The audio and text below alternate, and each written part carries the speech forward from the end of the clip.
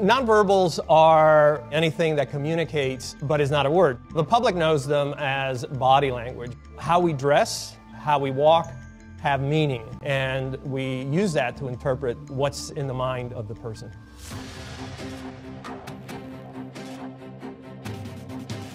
My name is Joe Navarro, and for 25 years I was a special agent with the FBI. My job was to catch spies.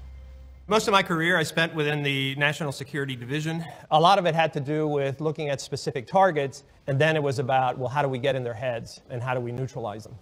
Our security is based on nonverbals. We look at the person through the peephole. We look at who's behind us at the ATM machine. We know from the research that most of us select our mates based on nonverbals. So we may think we're very sophisticated, but in fact, we are never in a state where we're not transmitting information.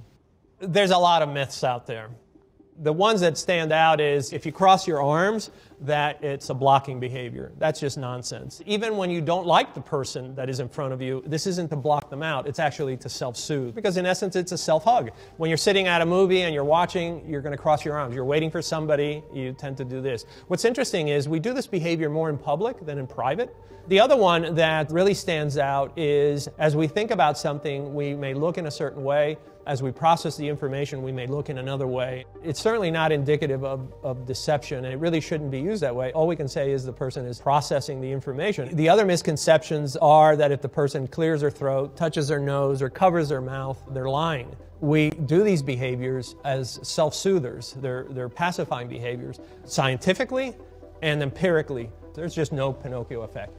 And people who prattle that and say, well, we can detect deception because the person touches their nose or covers their mouth, that's just sheer nonsense. We humans are lousy at detecting deception. Espionage work is often nowhere near what we see in movies, and in one of the cases, we had information from another country saying, you have an American we think is actually a mole who somehow entered the United States, is able to pass as an American, but he's here working for a hostile intelligence service. And just fortuitously, he was videographed coming out of a flower shop. We're looking at the video, and everybody in our small unit, we were saying, well, there's not much there. You know, he's coming out of the shop, getting in his car. And I said, stop the film right there.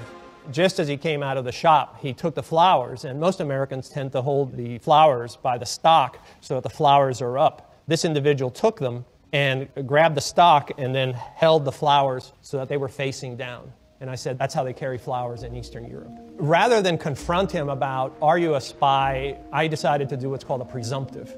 So as I sat there with him, I said, would you like to know how we know? And he had this look on his face, and I said, it was the flowers. And then he confessed. When I came into law enforcement, I thought it was all about the confession. It's really about FaceTime. In my 25 years in the FBI, it was a rarity that a person didn't eventually reveal what I needed to know because we would sit down and have these very lengthy conversations.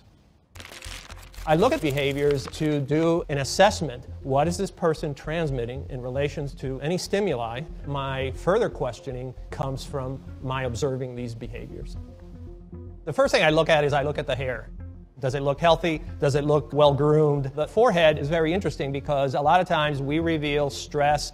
A lot of the things that we have gone through life are often etched in the forehead. I look at the eyes to see if they're red or not enough sleep. This small area here between the eyes called the glabella, it's one of the first areas that reveals information to us. Most often when we don't like something, we do that bunny nose of I don't like. We don't really know what our lips look like. And we tend to compress them. When something bothers us, when something really bothers us, we tend to suck them in.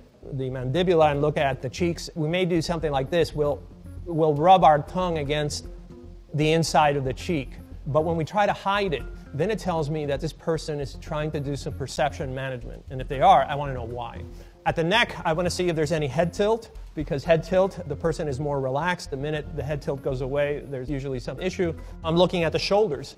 You ask somebody a question and they don't know, both shoulders shoot up very quickly. And then I look at the hands. When something's troubling us, we tend to stiffen our fingers, interlace them, and almost like a teepee, we move our hands back and forth very slowly. This is to be differentiated from when we do the steeple, which we do in this position. When something's at issue, we tend to put our hands on our hips and we become very territorial.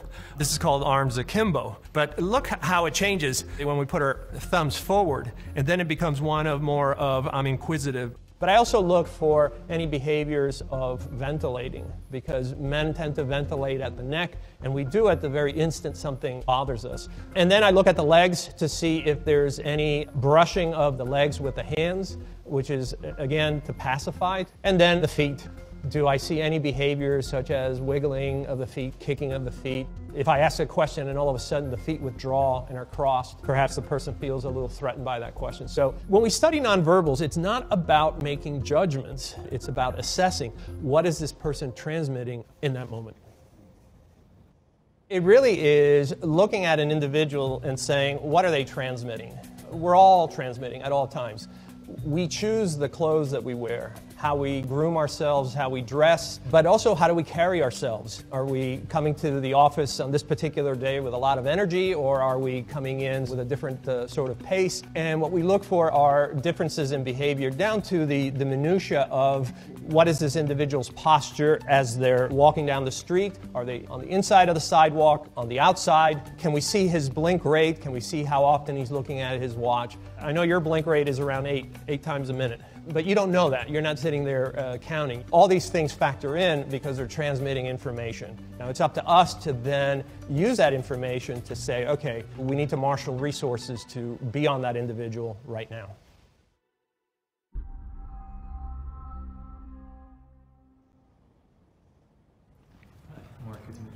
So in most Western cultures, the first time people touch is when they shake hands.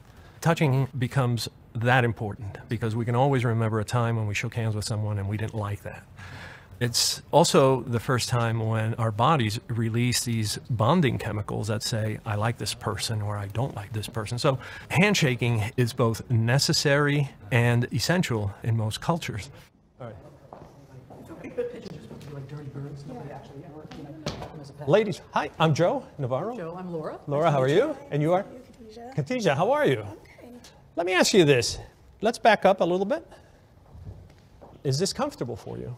Yes. Yeah, it's a little bit more comfortable.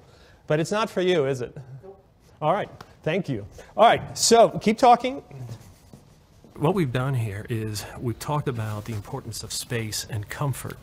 They don't realize is how much further apart they are now standing. And it's because we have brought this subject up to make them comfortable about saying, hey, it's okay to be comfortable at your perfect distance.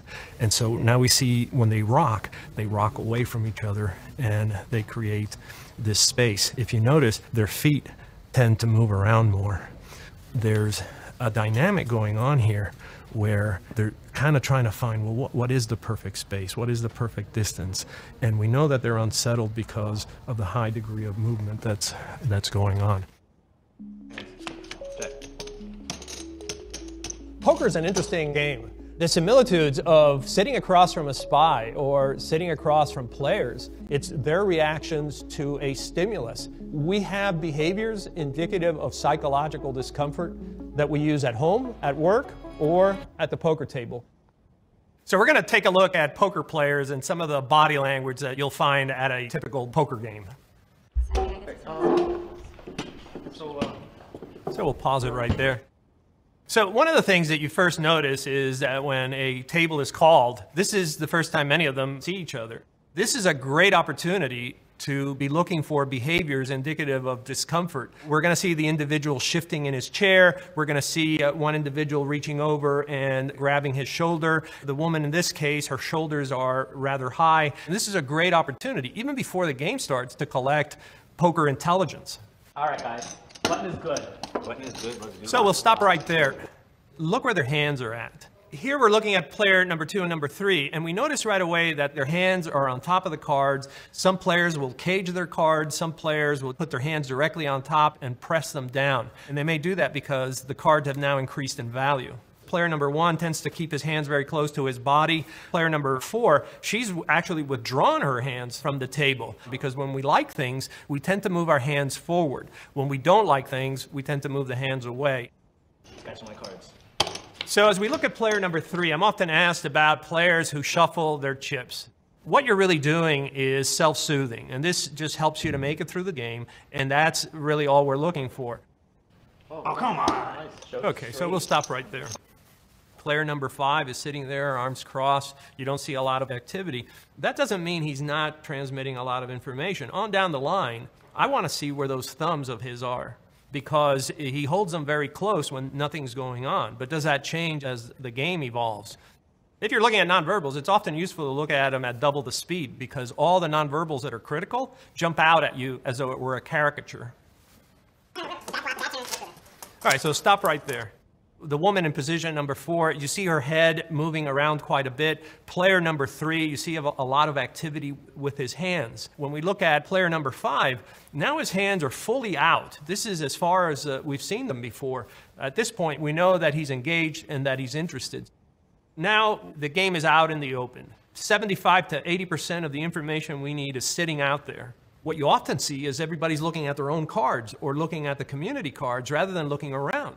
You should be looking around to see, well, what was the reaction, because you're going to see that reaction again. You know, in poker, we used to say that you can have a poker face, but I countered you can't have a poker body. Somewhere it's going to be revealed. When I was in college in the early 70s, there were really no courses on nonverbal communications. You quickly realize that, to a great extent, it's really about what you can interpret from behavior. And so we talk about nonverbals because it matters, because it has gravitas, because it affects how we communicate with each other. When it comes to nonverbals, this is no small matter. We primarily communicate nonverbally, and we always will.